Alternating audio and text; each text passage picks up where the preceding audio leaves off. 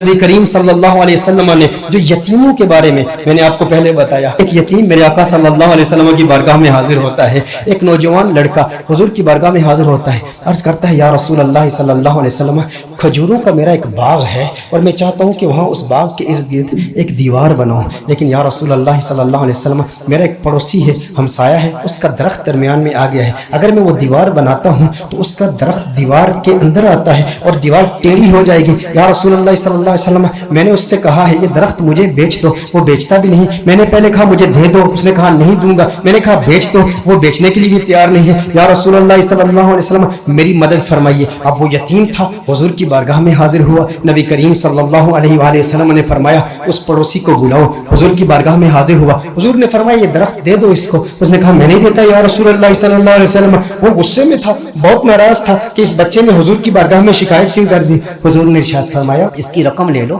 پیسے لے لو، یہ درخت بیچ دو، اس نے کہا میں بیچتا بھی نہیں ویسے بھی نہیں دیتا، حضور اکرم صلی اللہ علیہ وآلہ وسلم نے ارشاد فرمایا، مسند امام احمد بن حنبل کی روایت ہے، میرے آقا صلی اللہ علیہ وآلہ وسلم نے ارشاد فرمایا اچھا ایسا کرو کہ یہ درخت تم اس کی قیمت بھی لے لو اور اس درخت کے بدلے جنت میں ایک ایسا درخت ہوگا کہ جس کا سایہ اتنا طویل ہوگا کہ اس کے نیچے اگر 100 سال تک ایک سوار اگر سواری کرتا رہے تو اتنی طوالت ہے اس کی، اتنا سایہ ہے اس کا، وہ درخت جنت کا بھی لے لو، اس نے کہا یا رسول اللہ صلی اللہ علیہ وسلم میں قبول نہیں کرتا۔ اب وہاں پر صحابہ کرام علیہم رضوان موجود ہیں، حضرت سیدنا ابو الدحداء رضی اللہ تعالی عنہ صحابی رسول موجود ہیں، وہ عرض کرتے ہیں یا رسول اللہ صلی اللہ علیہ وسلم آقا اگر یہ درخت میں کسی طریقے سے اس سے خرید کر اس یتیم کو دے دوں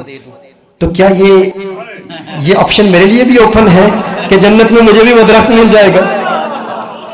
اگر یہ درخت اس کے پڑوسی سے میں خرید کر اس یتیم کو دے دوں، میں کہتا ہوں یتیم سے میرے آقا صلی اللہ علیہ وسلم کو کس قدر پیار ہے، میرے آقا صلی اللہ علیہ وسلم سے عرض کرتا ہے کہ اگر یہ کسی طریقہ سے خرید لوں، خرید کر میں اس یتیم کو دے دوں تو کیا یہ آپشن میرے لیے بھی اوپن ہے؟ نبی کریم صلی اللہ علیہ وسلم نے ارشاد فرمایا ہاں تیرے لیے بھی ہے۔ حضرت ابو الدحداء رضی اللہ تعالی عنہ فوراً اس شخص کے پاس جاتے ہیں، آپ فرماتے ہیں تو مجھے جانتا ہے؟ کہا جانتا ہوں، تو وہی ہے نا جس کے باغ میں 600 کھجور کے بڑے بڑے درخت ہیں، تیرا باغ اتنا مشہور ہے کہ مدینہ منورہ کے بڑے بڑے تاجر تیرے باغ کی کھجوریں کھانے کے انتظار میں رہتے ہیں، اور اس باغ کے اندر پھر اتنا بڑا محل تعمیر کیا ہوا ہے، میٹھے پانی کا کنواں ہے، تو اتنا مشہور بندہ ہے، تیرے باغ کے چرچے تو پورے مدینے میں ہیں، پورے شہر میں ہر بندہ تجھے جانتا ہے۔ اس نے کہا کہ دیکھو کہ اگر تیرے اس ایک درخت کے عوض میں تمہیں اپنے 600 کھجور کے درختوں کا باغ دے دوں تو یہ سودا قبول ہے؟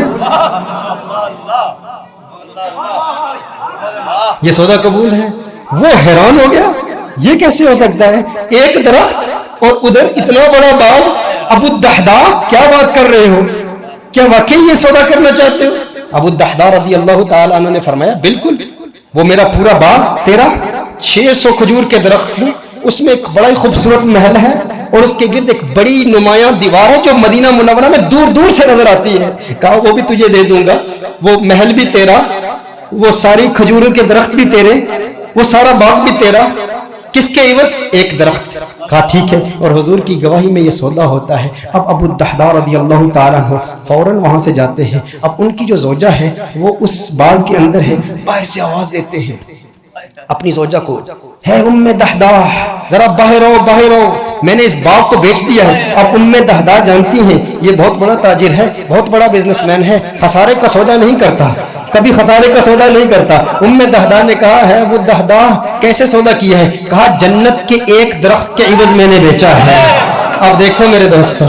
اب دیکھو ام دحداء، وہ نیک بخت خاتون، وہ خوش قسمت خاتون، اس کی عظمتوں کو سلام۔ آج آپ سوچیں کہ اگر آپ کی بیوی ہوتی اور آپ اپنے گھر جاتے اور اپنی بیوی سے کہتے ارے سنتی ہو باہر آ جاؤ باہر آ جاؤ، گھر سے باہر نکلو، یہ گھر اللہ کی راہ میں دے دیا ہے، وہ کہتی ارے ابھی تو یہ نیا ٹی وی رکھا ہے، ابھی کچھ زیورات رکھے، زیورات تو نکالنے دو، ارے نادان انسان تو نے کیا کیا، گھر ہی اللہ کی راہ میں دے دیا۔ ابو الدحداء رضی اللہ تعالیٰ عنہ نے باہر سے آواز دی، کہا ایک جنت کے درخت کے عوض۔ ام دحداء نے یہ بات سنی کہا तूने बड़े मुनाफे का सौदा किया है, बहुत मुनाफे का सौदा किया है। उम्मे दहदा फौरन अपने बच्चों को पकड़ के उस घर से बाहर निकलती है, बाग से बाहर निकलती है। अब नन्हे बच्चों के हाथ में कुछ खजूरें भी हैं, खजूरें उनके हाथ से निकाल के कहती है अब ये खजूरें हमारी नहीं है, मैं नहीं चाहती कि कोई एक खजूर अल्लाह के राह में दिए गए माल से मैं अपने जेब में रख लूं, तू ले ले, कहीं इसकी वजह से जन्नत के दरख्त में हमें खसारा ना हो, कहीं जन्नत के दरख्त से महरूम ना हो जाए। सारी खजूरें लेकर बाग के अंदर रख जाती है। कहा कि उसका एक नन्हा बेटा था, उसके मुंह में एक खजूर थी,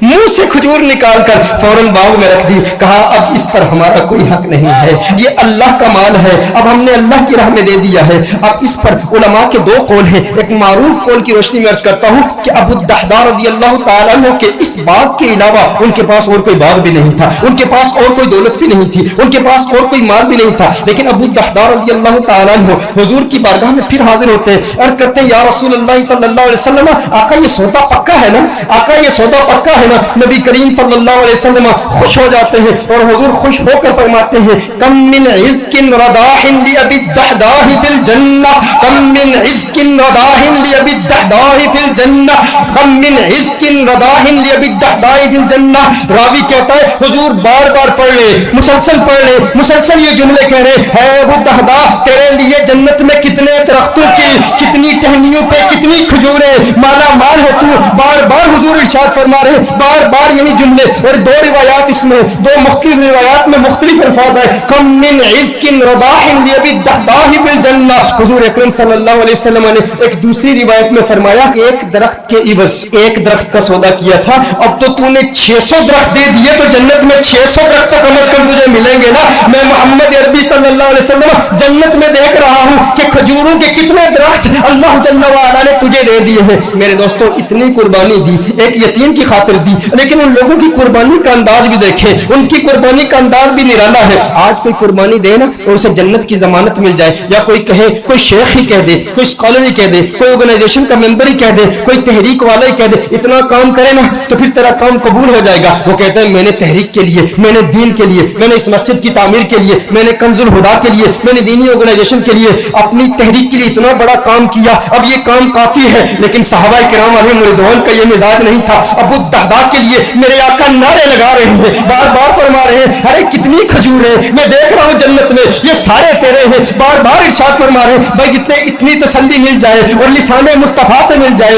आका की जुबान से मिल जाए, उसकी किस्मत किस उरूज पर होगी। लेकिन फिर ये वही अबू दहदा है, उसके बाद भी मेहनत करते रहे। ग़ज़वाए उहद में जब दुश्मनों ने हुजूर पर हमला किया, अबू दहदा अपने सीने पर उन तीरों को बर्दाश्त कर रहे हैं और मेरे आका के कदमों में शहीद हो जाते हैं। और ग़ज़वाए उहद के बाद मेरे आका ने तलाश किया, कहा मेरा अबू दहदा मुझे दिखाओ। अरे वो खजूरों वाला मेरे आका अबू दहदा को देखते हैं और देख के मुस्कुराते हैं और मुस्कुरा के फिर फरमाते हैं कम मिन इज़्किन रदाहिन लि अबी दहदा फिल जन्नह।